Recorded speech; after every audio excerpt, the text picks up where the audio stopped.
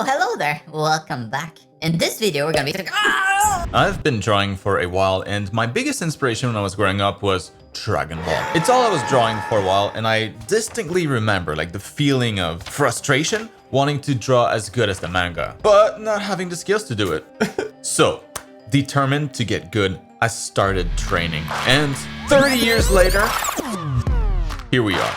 I was looking through my old stuff and I found this banger that I drew when I was about 8 or 9 years old. And well, for this week's video, I wanted to check out how much better I could draw it again after gaining like some experience since. Like something to hopefully blow my mind as like an 8-year-old if I were to go back in time and show this to myself 30 years ago. I mean, it can't be worse, right? Right? I'm Marc. I was a senior artist at Blizzard, and now I run an art school, and I'm going to take you through the whole process of redrawing this beauty. And I'm actually like super stoked because I've been wanting to do something like this for a long time. And let's go. Today's the day. So equip your smudge guards, whip out the pen, and let's start sketching. Obviously, my fundamentals were pretty shit back then. I probably didn't even know what fundamentals even meant. But even though this is so old, I still remember feeling like really proud of it because that was actually the first character that I ever colored. It's charming, maybe, and hopefully I can do it justice. So the first step in redrawing Goku will be to choose a pose to sketch out. Something better than this. I was kind of hesitating between him charging his Kamehameha or shooting it, and I think the classic shooting pose will allow me to play a bit more with the foreshortening like this, having the hands feel like they're reaching out towards us, you know? I think that'll make for a cooler illustration. No idea what I'll do for the background at this point though. I'll just let future Marc figure that out. Now this arm was pretty awkward to visualize behind that hand. I had to hide the hand and figure out the arm section by section, but I think it works fine. Maybe I could have rotated him a little bit so that we see more of the arm, but whatever. I think it still works fine in the end. And I was also playing with the scale of the hands for a bit. I'm kind of just eyeballing it here. And I think this works okay. So let's just go with that. At this point, I'm happy with the direction this is going. It's slowly cooking, but I'm gonna need clean lines if I go the cell shading route, which I feel would work best here versus like my paint release style that I've been featuring quite a bit in recent videos. Cell shading will be nice for a change, which also means that I gotta clean those lines up because they'll be part of the final results. So let's do this, I guess.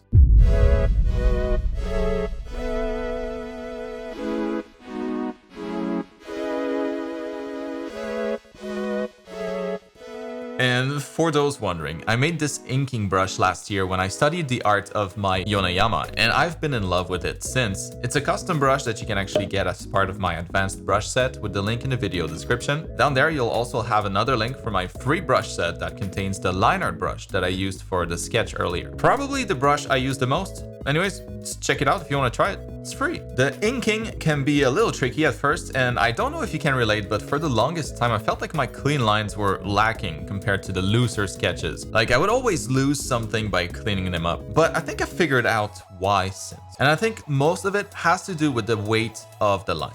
So the sketch just has that energy because it's loose, right? It's messy. That's hard to get with clean lines, but we can offset that loss, I think, by focusing more on the thickness of the lines, on line weight, and gaining quality that way instead. But to gain that quality, we gotta make sure that we do it right. That means, in general, using thicker, bolder lines in the foreground for things that are closer, and thinner lines for stuff in the far distance. And that also translates to using bolder lines for the contour of silhouettes, like around the hands here, while using thinner lines for the details within that same silhouette. Stuff that maybe is not as important, because we can basically use line thickness to attract the attention where we want it. Thicker lines command more visual importance than thinner lines. And I also tend to do this whenever different lines meet up too. Like as this line touches this other line, it gets thicker, almost suggesting like a bit of shadow. Oh, and another thing we can do with line weight is in a case like this, where I might want a fabric fold to start off like strong, close to the point of tension, like very wrinkly. And then I can start to break up the line to indicate that the fold is losing tension and getting less defined over here. And just keeping those few tips in mind should really help make a big difference. All right, I'm wrapping this up here.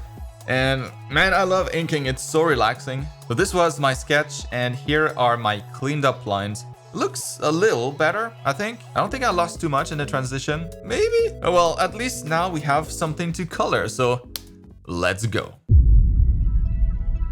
To get ready, I already created new layers for each of the main colors because I'll be using these as base for all of my clipping masks. My usual setup is pretty simple. I'll have the flat colors as a base, and then I'll just use clipping masks for the shadows, the highlights, basically clipping masks for everything except those base flat colors that I'm starting with. And before I get started on that, I just wanted to mention the sponsor of this video, me. I never take on any sponsors, as you guys know. So instead, I'll invite you guys to check out my complete art education program with a link down in the video description. It's everything you will need to be able to draw anything. And this month is extra special because we're celebrating the program's 8th year anniversary with a huge discount that I would only normally reserve for the holidays. So check it out with the link below and join nearly 28,000 registered students taking their art to the next level from the comfort of their home, but also as a community with access to our private Discord server. And if you're already a student, thank you.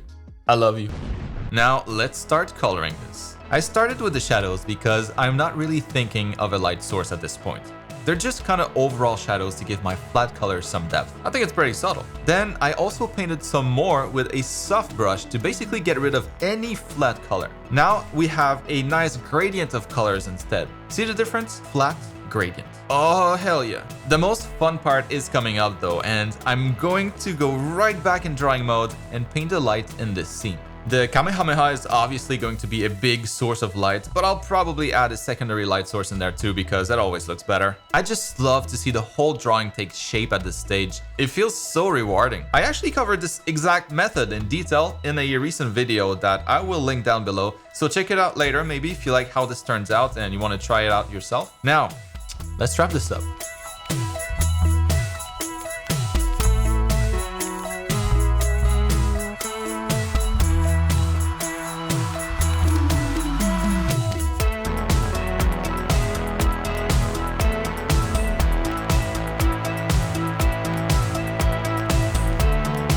Alright, just a few more things. Some subsurface scattering effect, check.